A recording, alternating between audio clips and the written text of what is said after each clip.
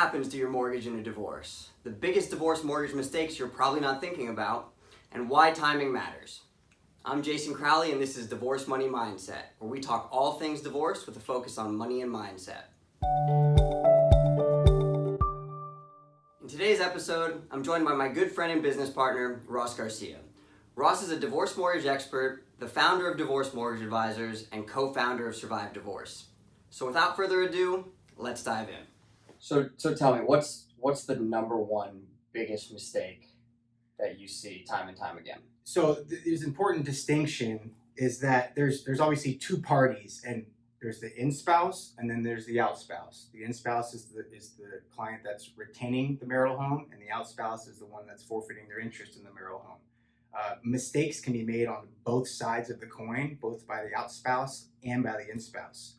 A lot of people don't know that if you're giving up your interest in the marital home, there's two pieces that you need to be cognizant of. The first is the title to the house, the title vesting. A lot of married couples will hold title as joint tenants to their property. And so the way for the outspouse to remove their name from the title is to sign an interspousal transfer deed. So that will effectively relinquish your interest in the marital home. Where the mistake is made is as it pertains to the joint mortgage, the mortgage that you guys took out as a married couple when you bought the house or refinanced the house.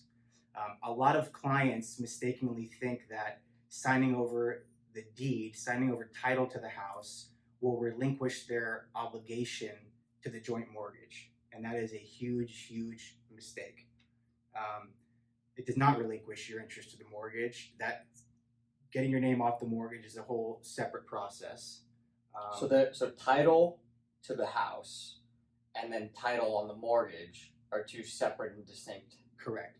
Title to the house is the ownership of the house, and the mortgage is a debt. It's a liability. A mortgage company is not going to simply relieve the outspouse of their obligation on a joint mortgage. That mortgage was taken out in both of your names, presumably using both of your incomes. And in order for the outspouse to get their name off of the mortgage, the in-spouse would be required to refinance that loan and secure a new loan in their own name. Okay, so the mistake that happens is really not requiring the in-spouse to refinance to remove the outspouse's name. And if they don't do that, what's at risk? Right. So yes, the outspouse should require the in-spouse to refinance the loan and remove their name. If they do not do that, there could be two potential consequences.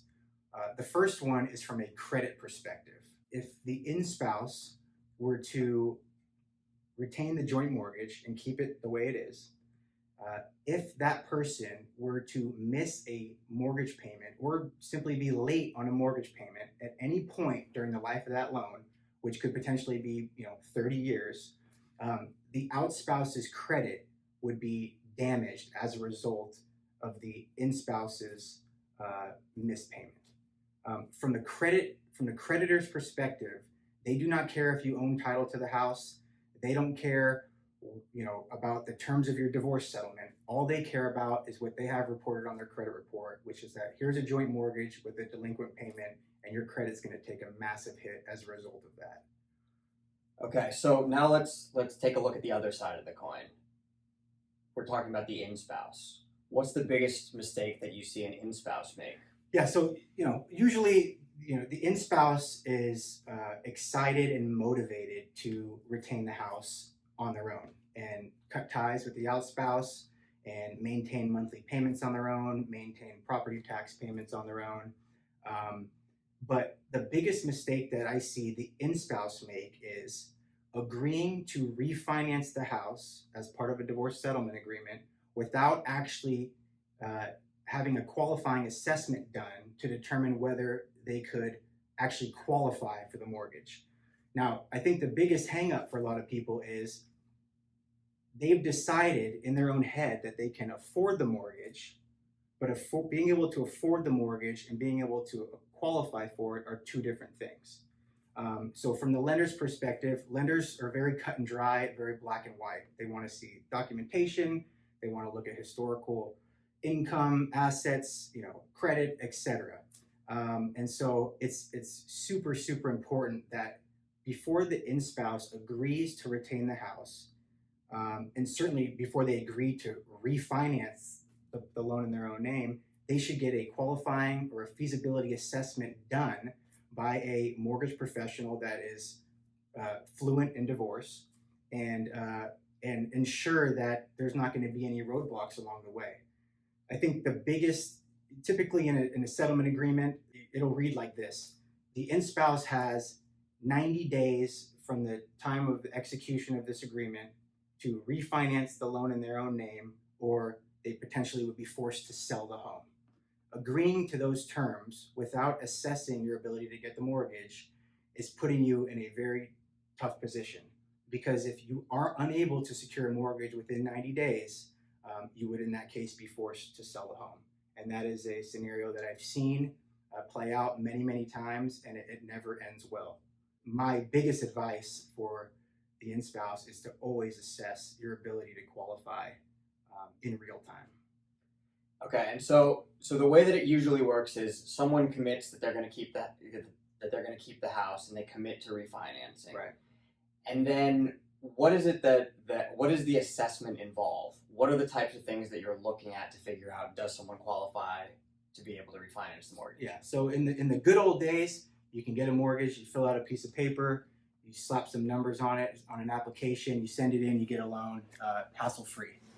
Those days have come and gone, and lenders since then have really tightened their belts and gotten pretty strict on the things that they require to approve a loan.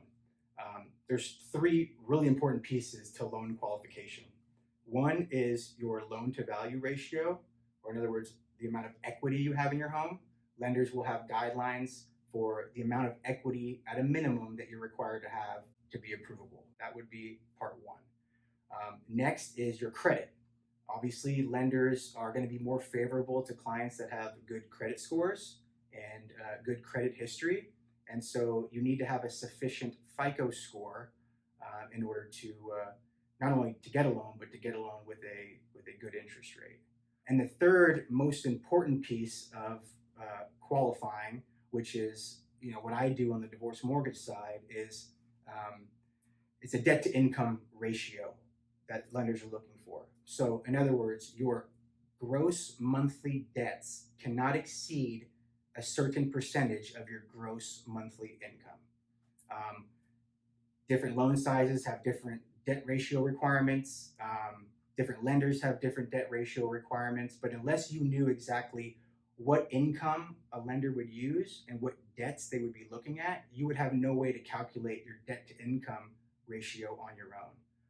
So the debt to income ratio is the part of the feasibility analysis that is by far the most important and the most imperative to making sure someone can successfully secure a loan. And that's the piece where I think it's really important that you're working with someone who has experience working with divorce, because a lot of times what happens is the lending requirements or rules in terms of what's qualified income, that's the piece that just in my role working as a divorce financial advisor, I've seen time and time again where mortgage brokers that don't have that level of experience kind of drop the ball. They just don't seem to understand kind of some of those key requirements. So if we just touch on kind of the basics, like what are the most important things that someone really needs to know when they're thinking about kind of these divorce lending rules? Yeah, so every lender, to your point about finding a mortgage professional that is, fluent in divorce, every lender has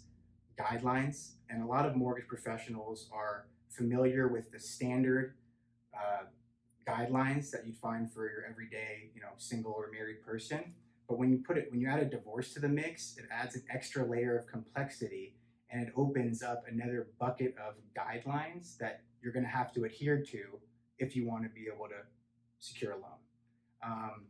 So I think that the number one criteria that you should be considering if you're going to be keeping the house is if you are going to be receiving support income, in other words, spousal support or child support, and that income is going to help you qualify for the mortgage. There's two really important pieces to that puzzle that you have to be aware of, and they're timing considerations. So, you have to make sure that not only do you know the requirements, but you have to know where you are in the process. So let me explain. Spousal and child support income requires both seasoning and continuance. By seasoning, I mean if a client's going to come to me and apply for a refinance and they're using child and spousal support income, lenders want to see that you've received that spousal or child support income for 6 consecutive months. They do that by collecting your bank statements and seeing that you have those deposits for 6 straight months and those payments were made on time and in full. That's step one.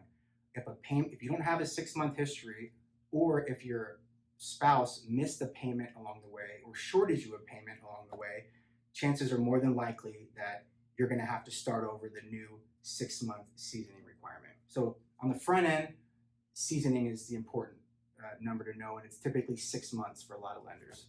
On the continuance side, in order for the income to be qualified income, you have to be receiving it for a minimum of 3 more years. Not receive the support for 3 years, but receive the support for 3 more years from the time that you apply for the mortgage. So if, I've seen in some cases a attorney write up a spousal support agreement, knowing the 3-year continuance rule, and they will write support for 3 years. Literally by the time that client comes to me and applies for a loan, and there's 2 years and 11 months left on that support order, the lender will use $0 of it for qualified income. They just won't do it. And so in that situation, you might have tried to take this into consideration. You thought you planned around having the 3 years of continuance in place, but lo and behold, you come to realize that actually you were relying on that spousal support income that doesn't count.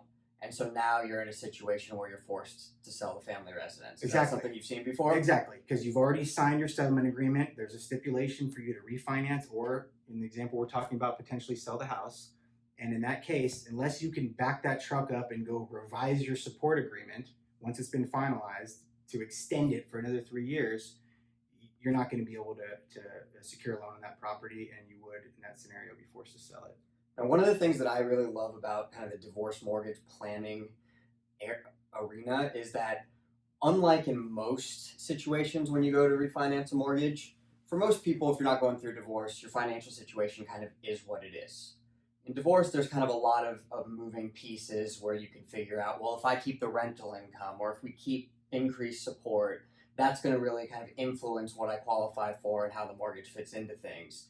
What are some of the creative ways that a mortgage can come into play, whether it's to buy out a spouse? Like, what are some of the ideas that come into play of how you're helping someone when they come into you, other than just assessing what they qualify for, but some of the ideas that you might come up with to help them kind of work through some of these tough issues? Yeah, so there's obviously a lot of moving parts, and so when I do these assessments, this is not just a one-off assessment that you get and you run with it from that point forward.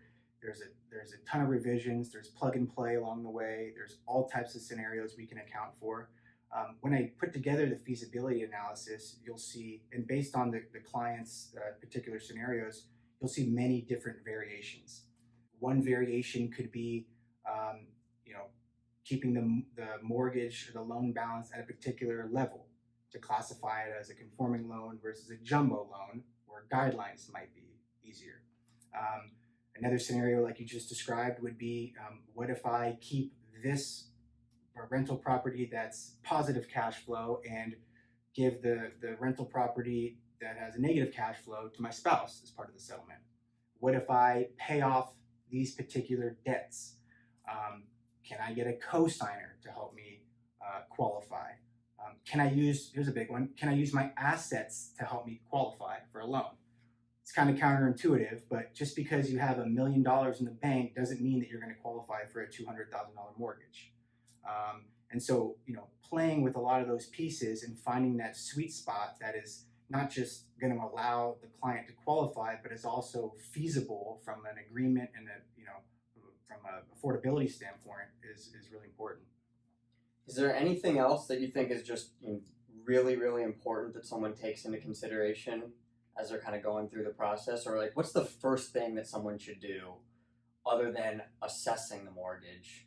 What's the most important consideration? You mean in terms of qualifying? Sure. I would say the most important thing for somebody to do, well, I think it's very important to know, as we talked about with the support piece, is are you qualifying using your own income? Are you qualifying using support income? Or are you qualifying as the support payor, for example? And does the support that you may be required to pay, is that going to preclude you from refinancing the house? And that's actually an interesting one, because you kind of touched on some of the timing considerations. Share, if you will, maybe a story or so about how the timing considerations might come in if the amount of support that you're expecting you might be required to pay would preclude you. Is there anything that you might be able to do from a planning perspective there to be able to refinance and still pay the amount of support that might be required? Yeah, so the planning is important, and it kind of goes along with one of my biggest mottos, which is get us involved or get somebody involved early on. Let's say that you are going to be the payor of support, and you are also the in-spouse in that scenario. In a bad scenario, in a mortgage mistake scenario, what would happen is they put the mediator, attorney, whoever you're using, puts a temporary support agreement in place. Meaning you're going to pay this amount of support until we finish the settlement, until it converts to a formal baseline support going forward. Once the payor begins to pay support, it is a debt on their mortgage loan application. So that's a huge mistake that we see, where somebody wants to qualify using their own income, but they've begun paying support, and now they want to look at their ability to qualify for a new mortgage. In a lot of cases, it's too late at that point. The right approach would have been for that client, before they agreed to a support order, or before they got that far in the process, they looked at what their current income can qualify them for, whether that's enough to enable them to keep the house, and then assess the potential impact of a future support order. In other words, what I would tell the in-spouse in this case is, here's how much support you can afford to pay without jeopardizing your ability to qualify for a new mortgage. Because in theory, you could refinance the loan, and this is kind of taking it a step further, and maybe this is for another episode or so, at some point. You could potentially refinance the loan before support takes effect, qualify, get the title transferred, get your buyout funds secured, and then put a temporary order in place. That would be the best approach in the event that the amount of support that you're paying precludes you from qualifying. And that's, I think, the takeaway is really when you're going through divorce and you're trying to think about what's important to you, it starts oftentimes, as with related to this conversation, with what do I want to do with the house? And what you need to keep in mind is that the mortgage shouldn't be an afterthought. Right. It actually is, it's a constraint. And so we really need to figure out, how do we accomplish the objective that we have around the house? Can we use the mortgage as a tool to enable us either to work collaboratively or potentially even as leverage in more of an adversarial litigation setting? So I think that's really the most important takeaway is, don't think of the mortgage as an afterthought. Get someone involved early and work with someone who really understands the nuances of divorce mortgages. There are some people like that kind of throughout the nation. There's not many, but there are a handful. And I highly encourage you to work with someone in that regard if you have a mortgage or you're planning on purchasing a place as we go forward.